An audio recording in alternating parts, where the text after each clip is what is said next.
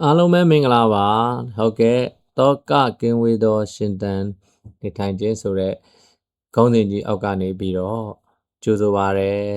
အခုကျွန်တော်ဒီတောကကင်းဝေးသောရှင်သန်နေထိုင်ခြင်းဆိုတဲ့ခေါင်းစဉ်ကြီးရဲ့ episode 11ရောက်ပြီပေါ့နော် episode 10မှာတော့အလင်းကိုကြည့်အမှောင်ခက်မှာအလင်းရွေးသူဆိုတဲ့ဟာလေးပြောသွားတယ်ပေါ့အခု episode 11ပေါ့ဒီဟာတော့ကျွန်တော်အရှိပြောတဲ့ဟာလေးပေါ့တရားလေးကတော့ကျွန်တော်ဒီနေ့ဒီအကြောင်းအရာလေးကိုကျွန်တော်ပြောရမှာတော့ diary note ပါကျွန်တော်ပြောတဲ့အကျဉ်းချုပ်လေးကိုဒီမှာအကျဲချက်ပြီးပြန်ပြောတာပေါ့နော်ကျွန်တော် diary note မှာတော့ကျွန်တော်ပြောခဲ့တာပေါ့နော်ပြောခဲ့တာတော့ကျွန်တော်အချင်းချုပ်တွေနဲ့ခဲနောက်လိုက်နေလားတန်မိုးတီဆောက်နေလားဆိုတော့ခေါင်းစဉ်လေးကိုကျွန်တော်ပြောခဲ့တယ်အဲ့ဒါကိုပဲကျွန်တော်အကျယ်ချက်ပြီးဒီမှာကျွန်တော်ပြောခြင်းလို့ဒီမှာလည်းကျွန်တော်တောကကွေတော့ရှင်တန်နေထိုင်ခြင်းမှာခေါင်းစဉ်တစ်ခုနဲ့ရေးချက်လိုက်ပါတယ်အဲ့ခေါင်းစဉ်ကတော့သင်ဘာကိုလိုက်နေလဲဆိုတဲ့ခေါင်းစဉ်တို့မဟုတ်ခေတ်ကရွေးတာနဲ့ဘဝကရွေးတာမတူဘူးဆိုတဲ့ခါလေးဖြစ်ပါတယ်နော်အဲ့တော့ကျွန်တော်တို့အဲ့ဒါလည်းဘာလဲဆိုတော့ကျွန်တော်အခုဒီခေတ်မှာမြင်တွေ့နေရတဲ့အတိုင်းပေါ့နော် trend ခေတ်ကိုနောက်အတင်းလိုက်နေတာနဲ့နော် value တန်ဖိုးကိုလိုက်ဖို့မေ့နေကြတာတွေပေါ့ကိုကျွန်တော်ချင်းပြောခြင်းလို့ဖြစ်ပါတယ်အဲ့ဒီမှာကျွန်တော်ခေါင်းစဉ်လေး10ခုအနေနဲ့ကျွန်တော်အချင်းချုပ်ရွေးချယ်ထားတယ်တစ်ကတော့ခင်းနောက်လိုက်နေတဲ့ဟာမှာ trend နောက်လိုက်တဲ့ခါမှာဘယ်လိုခက်ခဲတွေဘယ်လိုဟာတွေရှိတယ်ဘယ်လိုပုံစံဖြစ်နိုင်တယ် value နောက်လိုက်ရင်တော့ဘယ်လိုပုံစံဖြစ်နိုင်တဲ့ဟာပေါ့နော်နံပါတ်1ကတော့ကျွန်တော်အချိန်ပေါ့ခဏတာနဲ့ရေရှည်ကိုကြည့်ခြင်းပေါ့နော်နံပါတ်2ကကြတော့ဆုံးဖြတ်ချက်ပေါ့ decision ပေါ့နော်လူများလိုက်တဲ့ဆုံးဖြတ်ချက်နဲ့တွားမှာလားကိုယ့်ရဲ့ယုံကြည်ချက်နဲ့ကိုယ့်ရဲ့အခြေခံမှုရွေးချယ်ချက်နဲ့တွားမှာလားပေါ့နော်နံပါတ်3ကကြတော့ business ပေါ့နော်စီးပွားရေးမှာပေါ့ဟိုဆိုရင်ရောင်းအားကိုပဲကြည့်မလားကိုယ့်ရဲ့ယုံကြည်မှု service ကိုပဲတည်ဆောက်မှာပေါ့နော်နံပါတ်4ကကြတော့ကျွန်တော်ပညာရေးပေါ့နော် education မှာနော်အဲ့တော့အမှတ်ကိုပဲဒီအမှတ်တွေကိုပဲကြည့်မလားတကယ် western အသိပညာကိုကြည့်မလားပေါ့နော်နံပါတ်5ကတော့အလုပ်ကိုင်ပေါ့ career ပေါ့နော်လာစာနဲ့ပဲလာစာပေါ့ငွေနောက်လိုက်မလားပေါ့နော်ဒါမှမဟုတ်ကျွမ်းကျင်မှုပေါ့နော် skillful ဖြစ်အောင်လိုက်မလားပေါ့အဲ့ဒါလေးကိုကျွန်တော်ချိန်ထုတ်ပြမှာပါနံပါတ်6ကကြတော့ leadership ပေါ့ခေါင်းဆောင်မှုပိုင်းပေါ့လူကြိုက်များမှုကိုလိုက်မလားတကယ်မှန်ကန်မှုရှိတဲ့ခေါင်းဆောင်ပိုင်းကိုပဲတွားမလားပေါ့နော်နံပါတ်9ကကြတော့ဆက်ဆံရေး relationship ပေါ့အကျိုးစီးပွားရဲ့ဆက်ဆံရေးလုပ်မှာလားတကယ်လို့ဝင်တဲ့ integrity ပေါ့ trust ပေါ့တစ္ဆာရှိမှုတွေနဲ့တွားမှာလားပေါ့နော်နံပါတ်10အနေနဲ့ဆိုရင်ကျွန်တော် character ပေါ့ characteristic ပေါ့ဇယိုက်လက္ခဏာတွေပေါ့နော်အပြင်ပန်းကိုဟန်ဆောင်မှုနဲ့ပဲနေတာလားတကယ်တန်မိုးရှိအတွင်းတန်မိုးရှိနဲ့တွားမလားပေါ့နံပါတ်9ကတော့ကျွန်တော်တို့ကပါလဲဆိုတော့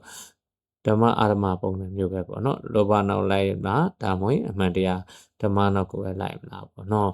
ပြိုင်ဆိုင်တာပဲပုံစံမျိုးပေါ့နော်နံပါတ်10အနေနဲ့တော့ကျွန်တော် history ပေါ့ခေတ်စားသူနဲ့ခေတ်ကိုကြော်သူဆိုတဲ့ပုံစံမျိုးနေနဲ့ကျွန်တော်ပြောသွားမှာဖြစ်ပါတယ်အဲ့တော့မပြောခင်မှာကျွန်တော်ကြည့်ကြည့်အောင်ပေါ့နော်ဘာကြည့်မယ်ဆိုကျွန်တော်လူတွေကကျွန်တော်မကြခဏကျွန်တော်မေးတာကျွန်တော်ကြုံနေဗျအောင်မြင်ခြင်းနဲ့ပေါ့ဘာလို့ရမလဲပေါ့နော်ဒါပေမဲ့မမေးတာတော့တခုရှိတယ်ဗျသိလားဘာလဲဆိုတော့မှန်ကန်တဲ့လူတစ်ယောက်ဖြစ်ခြင်းဘယ်လိုနေထိုင်ရမလဲဆိုတော့မမေးဘူးနော်မေးတာတော့အောင်မြင်ခြင်းနဲ့ဟာလားကိုယ်ပိုင်လုပ်ငန်းလုပ်ခြင်းနဲ့ဟာလားအဲ့တော့ကြာအဲ့ဒါတွေလုပ်ဖို့အောင်မြင်ဖို့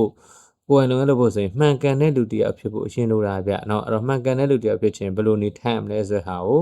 မမေးဘူးအဲ့နှစ်ခုရဲ့ကွာချက်ကဘာလဲဆိုတော့သိလားဘာလဲ trend နောက်ကိုလိုက်တာနဲ့ value နောက်ကိုလိုက်တာကွာခြားချက်ပဲအတူတူပဲเนาะအဲ့တော့ဒီဟာပေါ့ trend သမားတွေကအဖြေကိုလိုက်ရှာတယ်အခုဘာရောင်းကောင်းမလဲပေါ့เนาะအခုဘာလုပ်ရင်အောင်မြင်မလဲပေါ့အခုဘာစကားပြောရင်လူကြိုက်များမလဲပေါ့ဒီအဖြေကိုရှာတဲ့အတွက်အဖြေပြောင်းနေသူတို့ကလည်းလိုက်ပြောင်းရတယ်ဗျာเนาะတန်မိုး follower တွေပေါ့တန်မိုးသမားတွေကြတော့เนาะအဖြေတဲ့ကိုယ့်ရဲ့အခြေခံမှုကိုရှာတယ်ယူသားခြင်းတာဝန်ယူခြင်းစီကံရှိခြင်းသင်ယူလေ့လာခြင်းပေါ့နော်ဒီတန်မိုးတွေကခက်ပြောင်းသွားတယ်မဟောင်းသွားဘူးဗျာဤတွေပြောင်းလဲသူမှအခြေခံမှုကလုံးဝမပြောင်းဘူးပေါ့နော်ဥပမာဗျာလယ်သမားတယောက်ကိုပဲကြည့်သူကအသီးကိုဆွဲမထုတ်ဘူးမြေကိုပြုတ်ပြင်းတယ်ရေကိုမှန်မှန်လောင်းတယ်အချိန်ကိုစောင့်တယ်ဘာကြောင့်လဲအသီးဆိုတာဆွဲထုတ်လို့မရဘူးနော်အကြောင်းတရားမှန်ရင်အကျိုးတရားလိုက်လာတာပဲနော်အဲ့တော့ကျွန်တော်လူတွေက အသီးကိုအရင်လိုချင်တယ်မြေကိုကြမပြင်းခြင်းမှုအောင်မြင်မှုကိုလိုချင်တယ်အကျင့်ကိုကြမပြင်းခြင်းမှုယုံကြည်မှုကိုလိုချင်တယ်ရိုးသားမှုကိုကြတော့မပေးခြင်းဘူးဗျာအဲ့တော့နော်ပြောင်းပြန်နေဖြစ်မနေဘူးလားနော်အဲ့တော့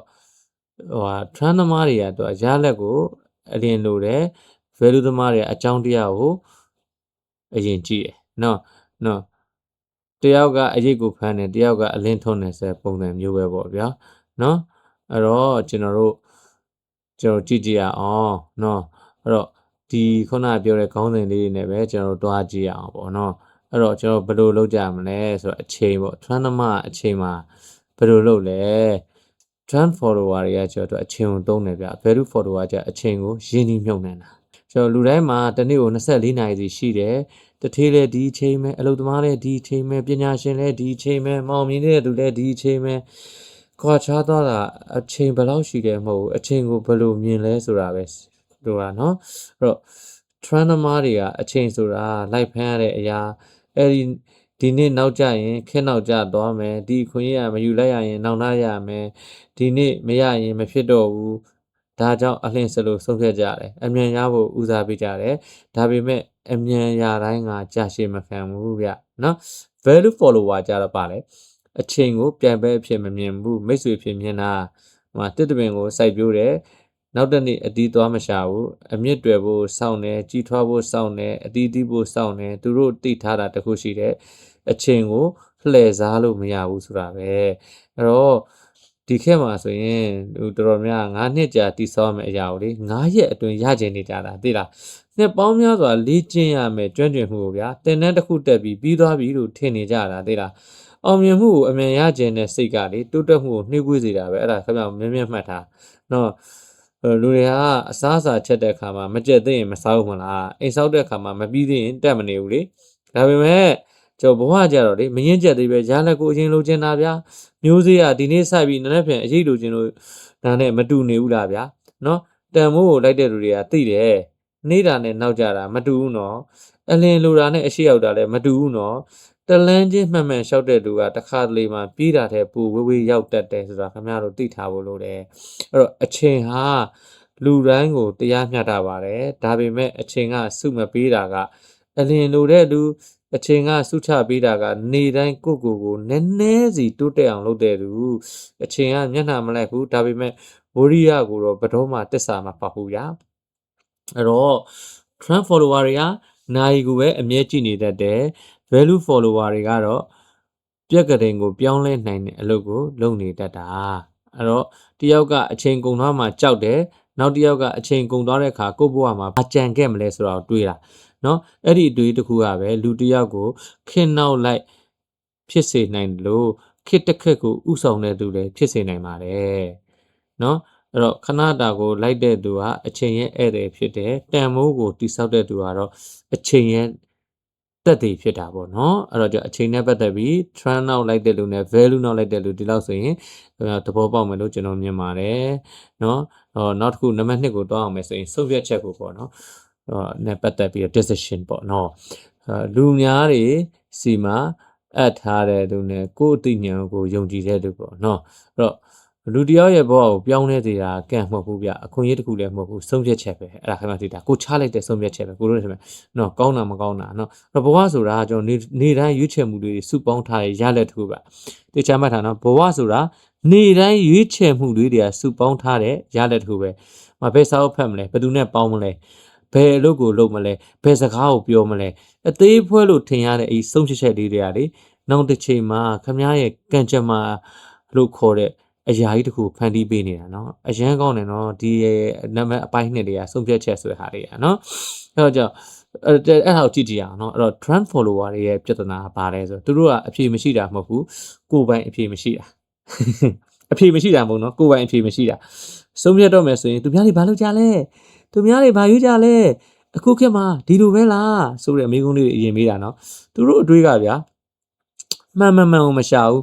များကိုရှားတဲ့သဘောဖြစ်နေတာเนาะအဲ့တော့ဒါပေမဲ့လူများတဲ့လမ်းတိုင်းကပန်းနိုင်မှန်စီမရောက်ဘူးဈေးဝယ်စင်တာမှာဆိုရင်ဗျာလူများတဲ့ဆိုင်ကကောင်းညင်မှာကောင်းမယ်ဆေးရုံမှာဆိုရင်လည်းဗျာလူများတဲ့အခန်းကအရေးပေါ်လူနာဖြစ်နိုင်တယ်လေအဲ့ဒါလမ်းပေါ်မှာဆိုရင်လည်းကားတွေရက်တဲ့နေရာရင်ကြောပိတ်နေတာဖြစ်နိုင်တာပဲအဲ့တော့လူများတာဟာအရေးသွေးနဲ့ သက်သေမဟုတ်ဘူးဆိုတာသိထားဖို့လိုတယ်နော်အဲ့လိုပဲ value follower တွေကြာပါလဲဆိုတော့ဆုံးဖြတ်ချက်တစ်ခုကိုချခိုင်နေတဲ့မှာအရင်ဆုံးကိုကိုမေးတယ်ဒီရွေးချယ်မှုကငါရဲ့စံနှုန်းနဲ့ကိုက်နေရလားနော်ငါဒီနေ့အစဉ်ပြေဖို့လားနောက်တစ်နေ့ရှက်မနေဘူးလားအဲ့ဒီမိကွန်းကသူတို့ကိုလူအများနောက်ကိုမျက်စိမှိတ်ပြီးမလိုက်စေဘူးဗျာနော်အဲ့တော့ဟိုကကျွန်တော်တို့တခုအနေနဲ့ပြောရမယ်ဆိုပေါ့နော်ဆာမွေးဖြေတဲ့အခါမှာကို့အဖြေကိုမယုံတဲ့သူကလေဘေးကဆွဲကိုလှမ်းကြည့်တယ်သိလားဘေးကလူကလည်းမသိရင်နောက်တစ်ယောက်ကိုထက်ကြည့်တယ်နောက်ဆုံးတဒန်းလုံးအမကိုကူပြီးတဒန်းလုံးကြာတော့ဥပမာနော်ဘဝထဲမှာလည်းဒီလိုပဲဗျာလူတွေကလေမစင်သားပဲကူးတတ်ကြတယ်နော်မတုံးတက်ပဲလိုက်တက်ကြတယ်နော်နောက်ဆုံးအမှားကိုအများနဲ့အတူလုံးမိတော့ကိုမားနေတယ်ဆိုတာတောင်မသိတော့ဘူးပေါ့လေအဲ့တော့လင်းယုံငှက်ဟာစာငှက်တွေဘလောက်ဘယ်ဘက်ပြန်တယ်လဲဆိုတာကိုမကြည့်ဘူးနော်လေစည်းချောင်းကိုပဲကြည့်တာသင်္ဘောကပတိန်ကတခြားသင်္ဘောတွေဘယ်ဘက်သွားလဲဆိုတာထက်မြေပုံတန်လိုက်အင်မြန်ကိုပိုယုံတယ်။ဘာကြောင့်လဲဥတီချက်ကိုလူအများကမဆုံးဖြတ်နိုင်ဘူးဗျ။အဲ့တော့ကျွန်တော်ဒီနေ့ခေတ်မှာဆိုရင်ဆုံးဖြတ်ချက်တွေကိုလေသိလား။ကြော်ညာကဆွဲခေါ်ရတယ်။နော်ခင်ဗျားတို့ကိစ္စတစ်ခုပစ္စည်းတစ်ခုဝယ်ချင်တယ်ဆိုရင်လေကိုယ့်ရဲ့ခုနကျွန်တော်ပြောတဲ့valuable မကြည့်ဘူးသိလား။နော်ဒီ utility ကိုမကြည့်ဘူးနော်ကြော်ညာကဆွဲခေါ်ပါနော်စိတ်ခံစားချက်တွေကိုတွန်းပို့ပလိုက်တယ်ပတ်ဝန်းကျင်ကဖိအားပေးလိုက်တယ်ဒါပေမဲ့တကယ်ရင့်ကျက်တဲ့သူကကြတော့အဲ့ဒီအတန်တွေအလုံးတိတ်သွားတဲ့အခါမှာကိုယ့်ရဲ့အတင်းတန်ကိုလေနားထောင်တာတဲ့လားနောက်ဆုံးကျွန်တော် trend follower တွေကရွေးချယ်မှုကိုလူများစီမှာအပ်ထားတယ်ဗျာ value follower ကြတော့တာဝန်ယူရတဲ့ဆုံးဖြတ်ချက်ကိုကိုယ့်လက်ထဲမှာပဲထားတာလူအများနဲ့အတူမှားသွားတာကရှက်စရာမနှဲဘူးဒါပေမဲ့ကိုယ်တိုင်စဉ်းစားပြီးမှားသွားတာကနောက်တစ်ကြိမ်မှန်မှုအတွေ့အကြုံဖြစ်လာတယ်နော်အဲ့တော့ကိုယ့်ဘဝကိုကိုယ်တိုင်မဆုံးဖြတ်တဲ့သူဟာတခြားသူရဲ့ဆုံးဖြတ်ချက်ထဲမှာအသက်ရှင်နေရတဲ့သူပဲဆိုတာမြင်မှတ်ထားပါဗျာအဲ့တော့ trend နဲ့ follower သမားတွေရဲ့အပိုင်းနဲ့ဆုံးဖြတ်ချက်ဆိုတဲ့ဟာတွေကိုနားလည်သဘောပေါက်လိမ့်မယ်လို့မြင်ပါတယ်နံပါတ်3အနေနဲ့ business ပေါ့နော် business ဆိုတာတဲ့ပေါ့နော်ဈေးရောင်းသူနဲ့လားတန်မိုးရောင်းနေဈေးနှုံးရောင်းနေသူနဲ့တန်မိုးရောင်းနေသူတို့ပြောရင်ပုံမှန်တာပေါ့နော်ဈေးကွက်ထက်မှာဗျာပြိုင်ဆိုင်နေကြတဲ့ကုန်ပစ္စည်းတွေမဟုတ်ဘူးအတွေးခေါ်တွေပြိုင်နေကြတာတစ်ဖက်ကဘယ်လိုရောင်းရင်မြန်ကုန်မလဲလို့စဉ်းစားတယ်နောက်တစ်ဖက်ကကျဘယ်လိုလုပ်ရင်ဝယ်ပြီးတဲ့သူနောက်တစ်ခါပြန်လာမလဲ repeat ဆိုစဉ်းစားတာနော်မိကွန်းချင်းမတူတော့ဘူးနော်အဖြေလည်းမတူဘူးအဲ့တော့အဲ့လိုအပိုင်းမှာဆိုရင် trend follower တွေကဘာလုပ်လဲသိလားဈေးကွက်လုပ်ရင်လှုပ်တယ်ပြိုင်ဘက် short ဈေး short ချရင်လိုက် short တယ်တယောက်ကလက်ဆောင်ပေးရင်ကိုလည်းလိုက်ပေးတယ်တယောက်ကစူညံနဲ့ကြော်ညာလို့ရင်ကိုကလည်းပူပြီးစူညံအောင်ကြော်ညာလုပ်တယ်ပြိုင်ဘက်ကဘာလုပ်လဲဆိုတာကိုမျက်စိကပ်နေတော့လေကိုလုပ်ငန်းဘာဖြစ်တယ်လဲဆိုတာမေ့သွားတာဗျာနော် value follower တွေကじゃဘယ်လိုလုပ်လဲပြိုင်ဘက်ကိုမကြည့်ဘူးဖောက်တယ်ရဲ့လိုအပ်ချက်ကိုကြည့်ရနော်ဒီနေ့ဘလောက်ရောင်းရလဲထက်ဒီနေ့ဘလောက်ယုံကြည်ရလိုက်လဲဆိုတာကိုတွက်တာငွေကစင်းနဲ့ဝင်တာပါယုံကြည်မှုကကြောက်နှလုံးသားနဲ့ဝင်တာစင်းနဲ့ငွေကကုန်သွားနိုင်တယ်နှလုံးသားတွေကယုံကြည်မှုကတော့လုပ်ငန်းကိုပြန်ပြီးအသက်သွင်းပေးနိုင်တာเนาะ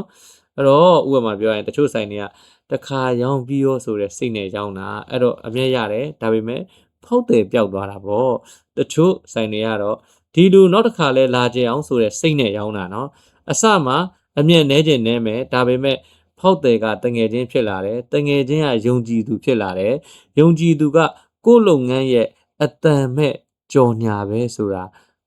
ကြက်မမေ့ပါနဲ့ဗျာအဲ့တော့ဈေးပေါ်တာကအာသာကျဲမဟုတ်ဘူးတန်တာကအာသာကျဲမဟုတ်ဘူးအရန်ဈေးပေါ်တဲ့အရာတွေကိုလူတွေကဝယ်ကျင်တယ်ဒါပေမဲ့အရန်တန်တဲ့အရာတွေကိုလူတွေကထပ်ဝယ်ကျင်တာဒီနှစ်ခုကြားကွာခြားချက်ကိုခင်ဗျာနားလည်ပါမယ်နော်နားလည်ဖို့လိုတယ်နားလည်တဲ့သူကကြာဈေးကွက်ကိုမလိုက်တော့ဘူးဈေးကွက်ကိုဥဆောင်တဲ့သူဖြစ်သွားတာเนาะလုပ်ငန်းတစ်ခုရဲ့အကြီးမားဆုံးပိုင်ဆိုင်မှုကစက်ယုံတွေအဆောက်အဦတွေအရင်းအနှီးတွေဆိုတာထက်ယုံကြည်မှုကအဓိကပဲယုံကြည်မှုရှိတဲ့လုပ်ငန်းဟာကြော်ညာနည်းနဲ့လည်းရပ်တည်နိုင်တယ်ယုံကြည်မှုမရှိတဲ့လုပ်ငန်းကတော့ကြော်ညာဘလောက်များတန်နေရကိုမဖုံးနိုင်ပါဘူးအဲ့တော့ဒီနေ့ခေတ်မှာကုန်ပစ္စည်းတစ်ခုကိုကူးယူဖို့လွယ်တယ်ဒီဇိုင်းကိုကူးလို့ရတယ်เนาะနီးပညာကိုကူးလို့ရတယ်ဈေးနှုန်းကိုလိုက်ချလို့ရတယ်ဒါပေမဲ့ယုံကြည်မှုကိုတော့ကူးယူလို့မရဘူးဗျာဒါအဲ့ဒါဟာတနေ့တည်းနဲ့စောက်လို့ရတဲ့အဆောက်အဦမဟုတ်ဘူးเนาะတနေ့တည်းနဲ့စောက်လို့ရတဲ့ မဟုတ်ဘူးဆိုတာသိထားဖို့လိုတယ်เนาะအဲ့တော့နောက်ဆုံးကျွန်တော်တို့အနေနဲ့ trend follower တွေကဈေးကွက်ရဲ့စီခံစိတ်ခံစားချက်ကိုရောင်းတယ်เนาะ value follower တွေကじゃလူတွေရဲ့ပြဿနာကိုဖြေရှင်းပေးတာစိတ်ခံစားချက်ကအပြောင်းလဲမြန်တတ်တယ်ပြဿနာကိုဖြေရှင်းပေးနိုင်တဲ့တန်ဖိုးကတော့အမြဲလိုအပ်နေတာဒါကြောင့်ဈေးနှုန်းနဲ့ရှင်ပြိုင်တဲ့လုပ်ငန်းကပင်ပန်းတယ်တန်ဖိုးနဲ့ရက်တည်တဲ့လုပ်ငန်းကတော့တည်ထန့်တာပေါ့အဲ့တော့အမြတ်ဆိုတာရောင်းပြီးမှရတာယုံကြည်မှုဆိုတာကမှန်ကန်စွာရက်တည်ပြီးမှရတာအဲ့တော့အမြတ်ကလုပ်ငန်းကိုကြီးစေတယ်ယုံကြည်မှုကလုပ်ငန်းကိုအသက်ရှည်စေတယ်ဆိုတာရှင်းသွဲပြီးတည်ထားဖို့လိုတယ်အဲ့တော့ကြတော့ trend နဲ့ value follower ခင်ဗျဘယ်လိုအသုံးချမလဲဆိုတာဒီ business အပိုင်း3တွေကနေပြီးတော့နားလည်လိမ့်မယ်လို့ကျွန်တော်ယုံကြည်ပါတယ်တော့နောက်တစ်ခုကကြပါလဲဆို knowledge ပေါ့နော်တင်လိလာခြင်းပေါ့စာတက်ခြင်းနဲ့ပညာရှိခြင်း knowledge နဲ့ wisdom ပေါ့အဲ့လိုလေးတွေပြောရင်ပုံမှန်မှချင်တယ်နော်ကျောင်းတွေကဗျာစာသင်ပေးတယ်ဘဝကျော်သင်ခန်းစာသင်ပေးတာဗျဒါပေမဲ့လူတို့များဟာစာသင်တာဝဲပြီးဆုံးတယ်လို့ထင်ကြတာနော်တကယ်တော့စာတက်တာဟာပညာရေးရဲ့အဆုံးမဟုတ်ဘူးအစပဲဗျသိလားအဲ့ဒီမှာကျွန်တော်ခွဲခြားပြီးအောင် trend သမားနဲ့ value သမားပေါ့ trend follower တွေကကြတော့အပြည့်မှန်ကိုအလွတ်ကျက်တတ်တယ် by head ပေါ့နော် value follower တွေကတော့မေခွန်းမှန်ကိုရှာတတ်တာဗျအဖြေကခဲလိုက်ပြောင်းလဲတတ်တယ်ဆိုတာသူတို့ကသိတယ်ဒါပေမဲ့မေခွန်းကောင်းတွေကတော့လူတယောက်ကိုတသက်လုံးကြီးထွားစေတာ question เนาะအဲ့ဒါတေချာကောင်းတဲ့ထဲတာပါဒီနေ့ခေတ်မှာအချက်လက်တွေကရှားတာမဟုတ်ဘူးအတွေးခေါ်ကရှားလာတာသိလားရှားခြင်းရဲ့စက္ကပ်ပိုင်းနဲ့သိနေတယ်ဗျာ AI ခေတ်ကြီးမှာဒါပေမဲ့သိတာကိုနားလည်အောင်လုပ်ဖို့ကကြောအချိန်ယူရတာเนาะနားလည်တာကိုလက်တွေ့အသုံးချဖို့ကြောပို့ပြီးတော့အချိန်ယူရတယ်ပို့ပြီးခက်တယ်အဲ့တော့ကျွန်တော်ဥပမာပြောရင်တချို့လူတွေကစာအုပ်အမိ100သိတယ်ဒါပေမဲ့ကို့အမှားတစ်ခုကိုမသိဘူးဗျာပညာရှင်တွေရဲ့စကားကိုအလွတ်ရွတ်နိုင်တယ်ဒါပေမဲ့ကို့ဒေါသကိုတော့မထိနိုင်ဘူးဗျာအဲ့ဒါပညာလို့ခေါ်ရမလားခင်ဗျားစဉ်းစားကြည့်တယ်နော်အဲ့တော့တကယ်ပညာဆိုတာကစကားများများပြောနိုင်တာမဟုတ်ဘူးနားထောင်တတ်လာတာ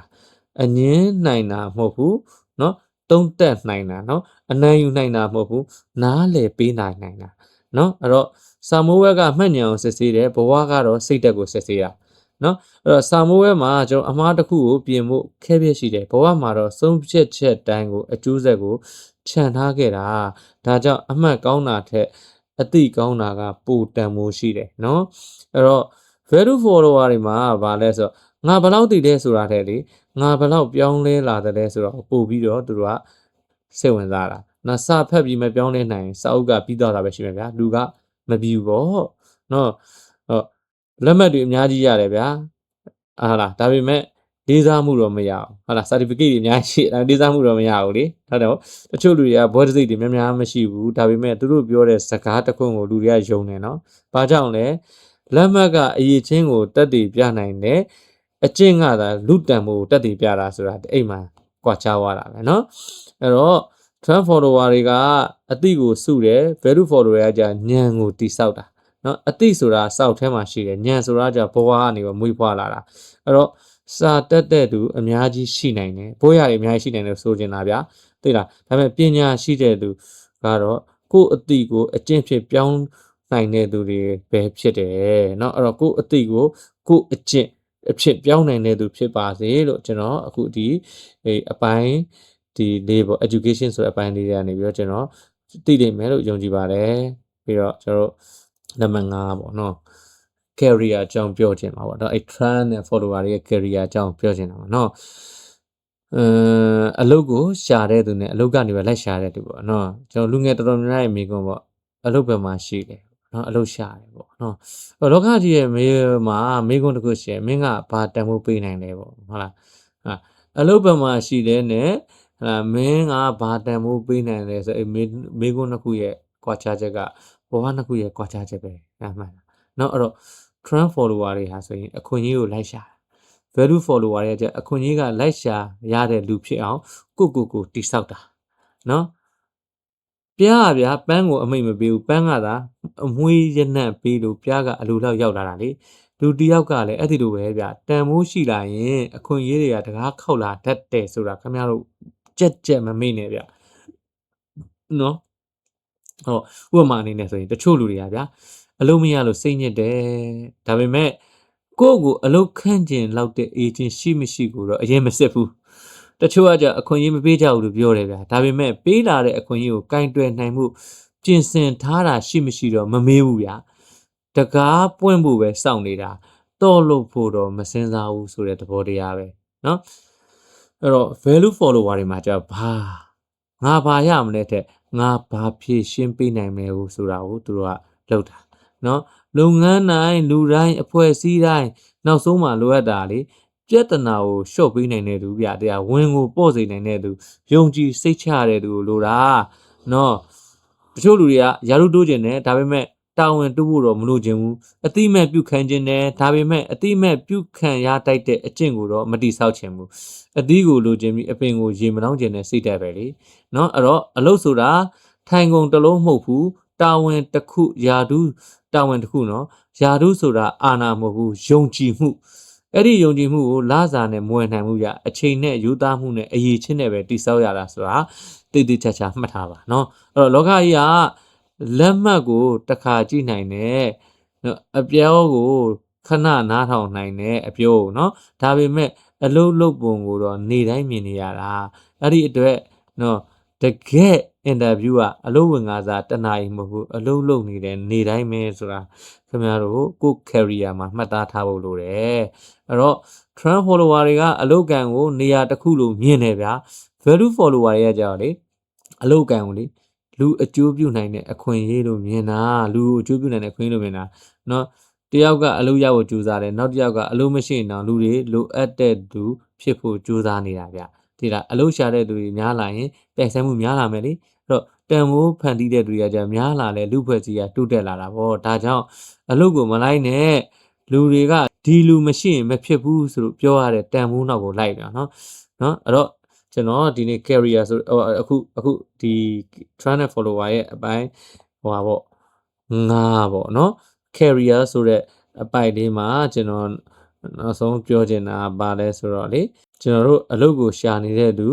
မလုပ်ပါနဲ့အလုပ်ကတင့်ကိုရှာနေတဲ့သူလုပ်ပါလို့ကျွန်တော်ပြောချင်ပါတယ်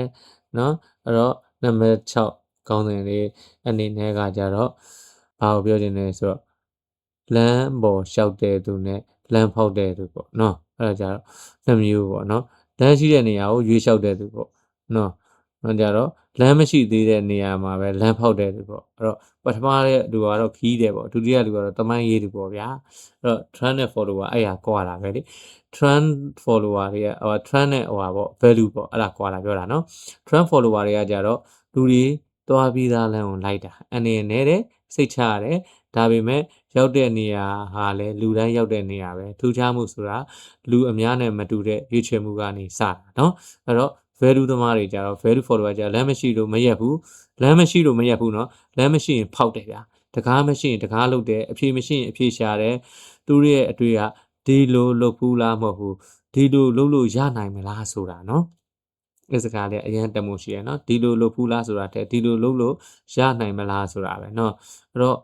တချို့လူတွေကအရင်ကဒီလိုမလုပ်ဘူးဆိုတာကိုမလုပ်တဲ့အကြောင်းပြချက်လို့ထင်ကြတာเนาะတကယ်တော့အရင်ကမလုပ်ဘူးဆိုတာဟာတခါတလေလုတ်တဲ့အကြောင်းပြချက်ဖြစ်နေတတ်တယ်နော်မဟုတ်ရင်ပထမအောင်ဆုံးလေရင်ဘယ်လိုပြန်မလဲဗျာပထမအောင်ဆုံးတရားဘယ်လိုပေါ်လာမလဲဟလာပထမအောင်ဆုံးအတွေ့အကြုံကဘယ်လိုမွေးဖွားလာမလဲဗျာနော်အဲ့တော့လမ်းဖောက်တဲ့သူကိုအစမှာနားမနေကြဘူးဗျနော်ရေကြတယ်ဝေဖန်ကြတယ်တားကြတယ်ဒါပေမဲ့အောင်မြင်သွားတဲ့နေ့ကျမှအစကလေးကယုံတယ်လို့ပြောတတ်ကြတာဗျာနော်အဲ့ဒါလူတဘာဝလေနော်အောင်မြင်မှုကိုတစ်ခုတည်းကလွယ်တယ်အစားပြုသူကြအားပေးဖို့ခက်တယ်အဲ့ဒါလေးကိုတော့ခဏတော့တေချာလေးဆွဲမြဲရုံနော်အဲ့ဒီလူအယူလိုတော့ထင်ကြတာတိလားနော်အဲ့ဒါကျွန်တော်ပြောချင်တာနော်အဲ့တော့ခေါင်းဆောင်ဆိုတာရှေ့ဆုံးမှာရက်နေလို့မဟုတ်ဘူးနော်နောက်ကလူတွေမျှော်ကြည့်ခြင်းနဲ့အကျော်ပြင်ရှိလို့ပဲနော်အမိတ်ပေးနိုင်လို့မဟုတ်ဘူးတာဝန်ကိုအရင်ထမ်းရဲလို့နော်အရင်ထမ်းရဲလို့နော်လမ်းညွန်နိုင်လို့မဟုတ်ဘူးကိုယ်တိုင်ရှောက်ပြရဲလို့ဒါဒီမှာအခုကျွန်တော် leadership role စပြီးပြောပြီးเนาะခေါင်းဆောင်ဆွဲထားတယ်ဒီနံပါတ်6ကเนาะအဲ့တော့တကယ်ခေါင်းဆောင်တွေဟာလူများကြိုက်တဲ့စကားကိုမရွေးဘူးလိုအပ်တဲ့စကားကိုရွေးတယ်လက်ခုပ်တန်တဲ့တိုးတက်မှုကိုပို့လို့ကျင်တာချီကျူးတန်တဲ့အမှန်တရားကိုပို့တန်မိုးထားတာเนาะတက်တော်တစ်ခုထဲမှာဗျာလမ်းမရှိလို့လူတိုင်းရက်နေမယ်ဆိုရင်ဘယ်သူမှတစ်ဖက်ကိုရောက်မှာမဟုတ်ဘူးလူတစ်ယောက်ကသာခြုံနယ်တွေကိုဖယ်ပြီးခြေရာဒဇင်းချလိုက်ရင်နောက်ကလူတွေကရှော့ဖို့လမ်းဖြစ်လာတယ်ဒါကြောင့်လမ်းဖောက်တဲ့သူကကိုယ့်အတွက်တာမရှော့ဘူးနောက်ကလိုက်လာမဲ့သူတွေအတွက်ပါရှော့တာเนาะအဲ့တော့ trend follower တွေက လမ်းကိုအသုံးပြုတယ် value follower တွေကじゃလမ်းကိုဖန်တီးတယ်ခေါင်းဆောင်သမားပေါ့ value ဆိုတာเนาะခေါင်းဆောင်သမားအဲ့တော့အသုံးပြုသူကိုအချိန်ကမှတ်မိခြင်းမှာမှတ်မိမယ်ဖန်တီးသူကိုတော့တမိုင်းကမှတ်တမ်းထင်တယ်ဒါကြောင့်လူများခြံထားတဲ့ခြေရာကိုလိုက်နှင်းဖို့တဲ့ကိုနောက်ကလူဒီအတွက်ခြေရာအသစ်တစ်စင်ခြံထားခဲ့နိုင်ဖို့လို့ရင်မကောင်းတာဗျာအဲ့ဒီခြေရာကတင်လျှောက်ခဲ့တဲ့လမ်းမဟုတ်ဘူးတင်ဖြစ်ခဲ့တဲ့တန်မိုးကိုပြောပြနေတယ်တက်သေးပါပဲဗျာเนาะအဲ့တော့နံပါတ်6လေးကဒီတော့ပါပဲအဲ့တော့နံပါတ်9ကောင်းတဲ့အနေနဲ့ဆိုရင်အတုံးချတဲ့သူနဲ့တန်မိုးထားတဲ့သူเนาะလူကိုအတုံးချတဲ့သူနဲ့လူကိုတန်မိုးထားတဲ့သူလောကမှာအမြဲဆုံးကျွန်တော်လုပ်ငန်းတစ်ခုရှိတယ်အရင်နှီးမလို့ဘူးစက်ရုံမလို့ဘူးကုန်ပစ္စည်းမလို့ဘူးလူကိုအတုံးချတက်ရုံပဲလို့တာเนาะတချို့လူတွေကလူကိုလှေကားလို့မြင်တယ်တက်ဖို့တာနင်းတာเนาะ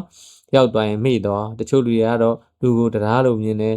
ကိုကလည်းကူးတယ်တခြားလူလည်းကူးနိုင်အောင်ထားခဲ့တယ်အမြင်တစ်ခုတည်းနဲ့ပြောင်းသွားတာနဲ့ဘဝတစ်ခုလုံးပြောင်းသွားတယ်เนาะအဲ့တော့ကြတော့တစ်ချက်ကြည့်ကြအောင်เนาะ trend follower တွေကအဲ့မှာเนาะစာပြီးကြည့်ပြီเนาะလူတယောက်ကိုမေးတဲ့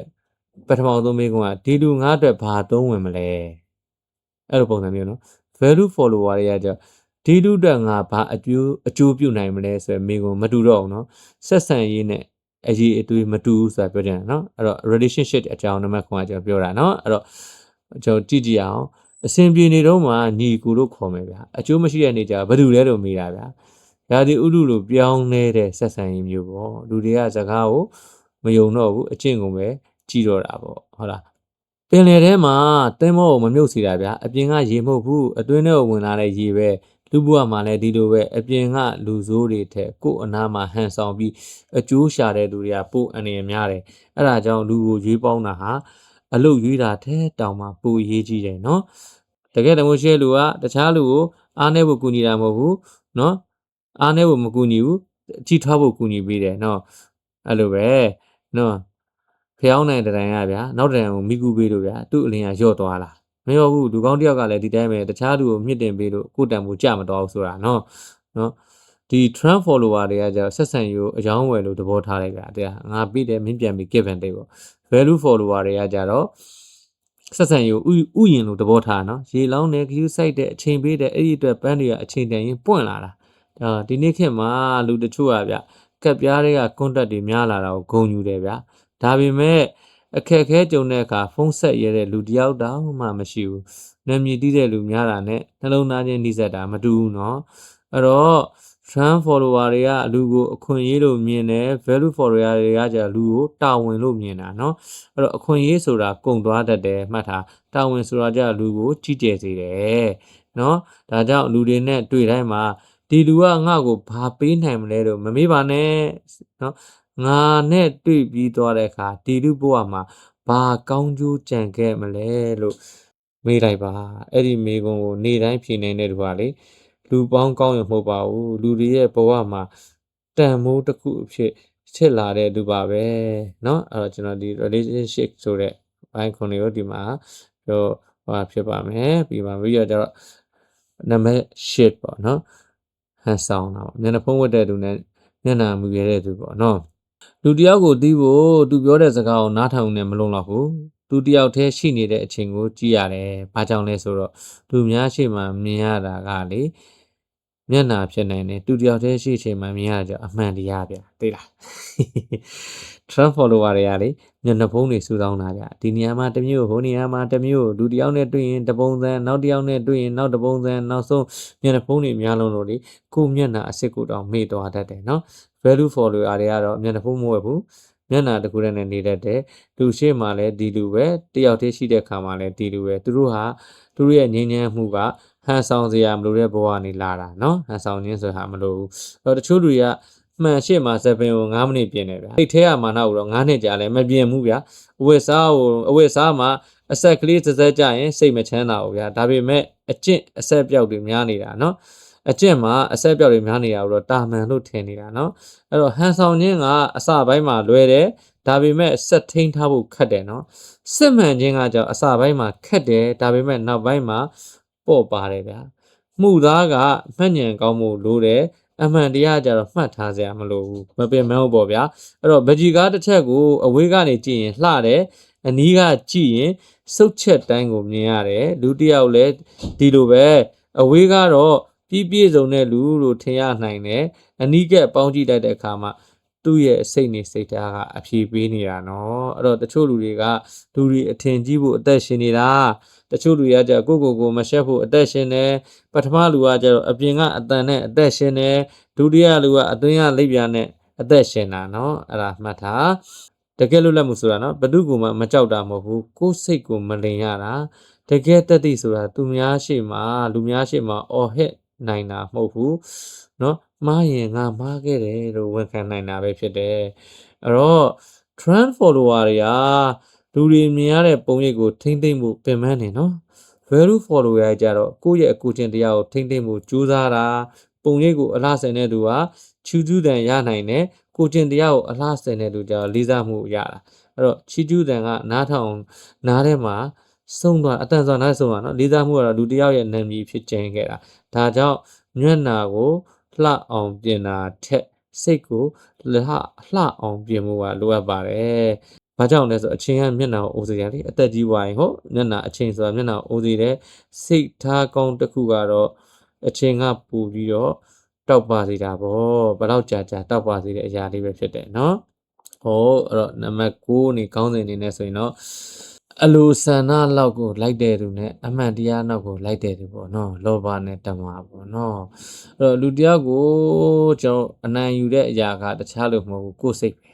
အပြင်ကရန်သူကိုမြင်လဲတယ်အသင်းကရန်သူကိုတော့မြင်ဖို့ခက်တယ်တခါတလေမှာလူကဘဝကိုဖြည့်ဆည်းတာမဟုတ်ဘူးလူတွေကကိုယ့်ဘဝကိုဖြည့်ဆည်းတာမဟုတ်ဘူးကိုယ်စိတ်ထက်ကလူချင်းစိတ်ကပဲကိုယ့်ဘဝကိုတိတ်လေးစသွားတာနော်အဲ့တော့အဲ့မှာကျွန်တော်ကြည့်ကြည့်အောင်အဲ့ဒီမှာ trend follower တွေကကြောက်လေစိတ်ထဲမှာပေါ်လာတဲ့ဆန္ဒတိုင်းလိုက်တာနော်လူချင်းရင်ယူပလိုက်တာမကြိုက်ရင်ပြစ်ပလိုက်တာစိတ်ကပြောင်းရင်သူကလုံးဝဆုံးဖြတ်ချက်ကလည်းပြောင်းနေဗျာသူတို့ရဲ့ဘဝကိုဥဆောင်နေတာအတွေးမဟုတ်ဘူးเนาะအာယုံဆိုတဲ့အရင်နဲ့လုံနေတာအဲ့ trend follower တွေက value follower ကြအဲ့လိုမျိုးစိတ်ထဲမှာဖြစ်လာတဲ့အရာတိုင်းကိုမယုံဘူးဗျသူတို့ကသိတယ်နော်စိတ်ထဲမှာပေါ်လာတာနဲ့လှုပ်တဲ့နာအမြဲတမ်းမတူဘူးဆိုတာဒေါသလာလို့ပြောလိုက်တာတတ်တိမဟုတ်ဘူးမပြောတဲ့အချိန်ကိုသိတာကမှဉာဏ်ပညာဗျလူတွေကဖုန်းဘက်ထရီ 10% ကျရင်အားသွင်းတယ်ဒါပေမဲ့စိတ်ထဲကမြစ်တာ 1% ပဲကျန်တော့တာကိုတော့တတိမထားကြတော့ကားအင်ဂျင်အတန်ပြောင်းရင်လေဆက်ဆရာစီပြီးတာ workshop ပြီးတာပဲเนาะစိတ်အခြေအနေပြတ်နေတာကိုတော့အလုပ်များလို့ပါလို့ပဲကိုဖြည့်သိမ့်နေကြတာအဲ့တော့ကိုယ်ကိုယ်ပြုပြင်မှုကြတော့မနှက်ဖြန်ကိုပဲချိန်နေတာမနှက်ဖြန်ဆိုတာဒီအတိုင်းပဲအမြဲမပြတ်ဘူးလေနေ့တိုင်းမှာနည်းနည်းပြန်ရှိနေတာဟုတ်အဲ့တော့မြည်ဟာအောက်ကိုစီးတယ်မိကူကအပေါ်တက်တယ်ဒါဟာသူတို့ရဲ့တဘာဝလူစိတ်မှာလဲတက်တတိမရှိရင်အလွယ်လန်းကိုပဲယူတတ်တယ်နော်အကျိုးရှိတာထက်အဆင်ပြေတာဝဲလိုက်တတ်တာအဲ့ဒါကြောင့်စိတ်ကိုလွတ်ထားတာဟာလွတ်လပ်မှုမဟုတ်ဘူးလမ်းပြောင်းမှုဖြစ်တယ်တကယ်လွတ်လပ်တဲ့သူကလှုပ်ချင်တာလှုပ်တဲ့သူမဟုတ်ဘူးမလှုပ်တဲ့နာကိုမလှုပ်ဖဲနေနိုင်တဲ့သူဗျာအဲ့ဒီလူကိုဘယ်ရာကမှအစီကံမလုပ်ခိုင်းနိုင်တော့ဘူးပေါ့အဲ့တော့လူများကအောင်နိုင်ခြင်းကိုအပြင်မှာရှာကြတယ်တကယ်တော့အကြီးမားဆုံးအောင်ပွဲကကိုယ်မာနကိုအနိုင်ယူနိုင်တာကိုယ်လောဘကိုထိန်းနိုင်တာကိုယ်ဒေါသကိုငြိမ်းနိုင်တာအဲ့ဒီအောင်ပွဲကိုစုတစိတ်မပေးဘူးဒါပေမဲ့ခမားဘဝငြိမ်းချမ်းမှုတော့ပြပါလိမ့်မယ်အဲ့တော့ trend follower တွေဟာအာယုံခေါ်တဲ့ဘက်ကိုတွားတယ် value follower တွေကအမှန်တရားရှိတဲ့ဘက်ကိုရွေးတယ်အဲ့တော့အာယုံကခဏပဲတောက်တာနော်အမှန်တရားတဘဝလုံးလင်းတာဒါကြောင့်ကိုယ်စိတ်ထဲမှာပေါ်လာတဲ့စန္ဒာတိုင်းကိုမယုံပါနဲ့ကိုဉဏ်ကစစ်ဆေးပြီးမှယုံမှအကြောင်းကတော့လူတယောက်ရဲ့ဘဝကိုပြောင်းလဲပေးတာအတွေးတစ်ခုတည်းမဟုတ်ဘူးဗျအဲ့ဒီအတွေးကိုရွေးချယ်နိုင်တဲ့ဉာဏ်ပညာပဲဆိုတာခင်ဗျားတို့တတိချက်စေလိုပါတယ်เนาะအဲ့တော့နံပါတ်9ကောင်းစဉ်တွေကဒီတော့ပါပဲအဲ့တော့နံပါတ်10နောက်ဆုံးကောင်းစဉ်လေးပေါ့เนาะခစ်စားတဲ့သူနဲ့ခစ်ကြော်သွားတဲ့သူအဲ့ဒါတော့အရေးကြီးပါရဲ့နောက်ဆုံးအဆုံးတက်လေးနဲ့ကျွန်တော်ပြောပြမယ်အဲ့တော့လူတိုင်းဟာတနေ့တော့ပျောက်ခွေသွားမှာပဲလေเนาะဘယ်သူမှအမြဲတမ်းမရှိဘူးလေဒါပေမဲ့လူတယောက်ထွက်သွားတဲ့အခါမှာဘာကြံခဲ့တယ်လဲဆိုတာကဒါသူ့ဘဝရဲ့အဖြစ်ဖြစ်တယ်တချို့လူတွေကခြေရာကြံခဲ့တယ်တချို့လူတွေကဖုံမှုတ်ပဲကြံခဲ့တာเนาะအဲ့တော့အဲ့ဒီမှာကျွန်တော် trend နောက်လိုက်တဲ့လူတွေကလေခေရဲ့လက်ကုပ်တန်းကိုအနိုင်ယူခြင်းနဲ့ဒီနေ့လူတွေ ပြောနေဖို့ပဲလုံလောက်တယ်လို့ထင်တာဗျတရားဒါပေမဲ့လက်ခုပ်တန်ဆိုတာအတန်ရဲ့တဘာဝတိတ်သွားတယ်ဆိုတာခဏသိထားလို့ရတယ်နော် value follow ရတယ်ကတော့တန်မိုးထားလူတွေကနော်သူတို့ကိုလူတွေပြောမပြောတဲ့သူတို့ကြောင့်လူတွေဘဝဘာပြောင်းလဲသွားတယ်ကိုပဲပို့ပြီးစိုက်တယ်ပန်းတပွင့်ဟာကိုယ့်နာမည်ကိုမကြေညာဘူးမှုရင်းနဲ့ပဲသူ့ကိုယ်သူမိတ်ဆက်တာတန်မိုးရှိတဲ့သူကလည်းသူတို့ကိုသူတို့အော်မပြောနေဘူးသူတို့လုပ်ခဲ့တဲ့အကျိုးကျေးဇူးတွေကပဲသူတို့အကြောင်းပြောပြနေတာနော်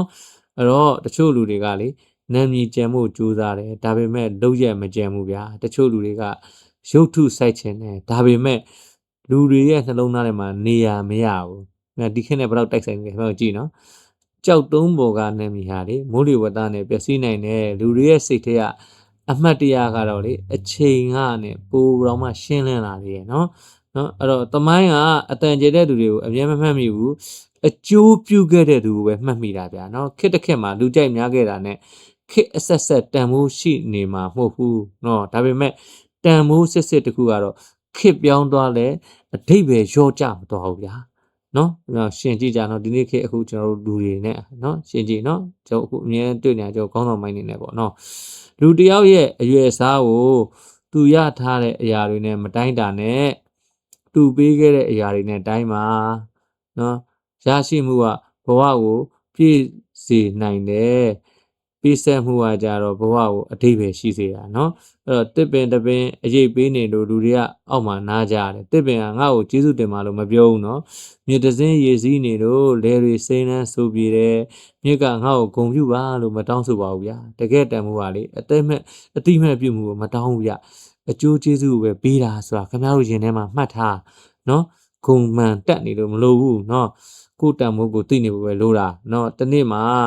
နော်ကျွန်တော်ရဲ့နာမည်တွေကိုလူတွေကမေ့သွားနိုင်တယ်ဗျကျုံးမျက်နှာကိုလည်းမမှတ်မိနိုင်တော့ဘူးဒါပေမဲ့ကျွန်တော်တို့ကြောင့်ရခဲ့တဲ့အားပေးစကားတစ်ခွန်းနော်ကျွန်တော်တို့ကြောင့်ပြောင်းလဲခဲ့တဲ့အချင်းတစ်ခုကျွန်တော်တို့ကြောင့်ပြန်လဲထူထောင်နိုင်ခဲ့တဲ့ဘဝတစ်ခု